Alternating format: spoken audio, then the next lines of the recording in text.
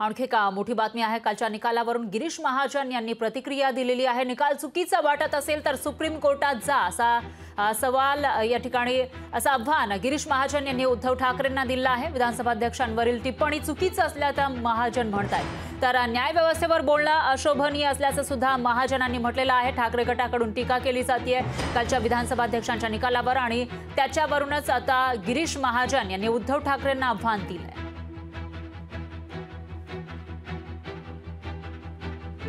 उद्धवजींना जर असं वाटत असेल की हा दिलेला निकाल चुकीचा आहे, सुप्रीम कोर्टाच्या विरोधात दिलेला आहे, तर मला वाटतं त्यांनी सर्वोच्च न्यायालयामध्ये जावं, सुप्रीम कोर्टामध्ये त्यांनी जावं, तिथे त्यांनी दाद मागावी। पण तो ज्या भाषेत शेळक्या भाषेत टिप्पणी केली जाते आहे विधानसभेच्या अध्यक्षांबद्दल, आज तिथला ज्युडिशरी पॉवर त्या ठिकाणी आहे आणि त्यांच्याबद्दल जे बोललं जातंय मला वाटतं ते अतिशय आक्षेपार्ह आहे। आणि आताच नाही तर मग इलेक्शन कमिशनच्या निर्णयानंतर असेल, उच्च न्यायालयाच्या निर्णयानंतर असेल, सर्वोच्च न्यायालयाच्या निर्णयानंतर असेल, संजय राऊत उद्धवजी यांनी जी टिप्पणी केलेली आहे खरं ती म्हणजे फार त्याला शोभनीय नाही आहे।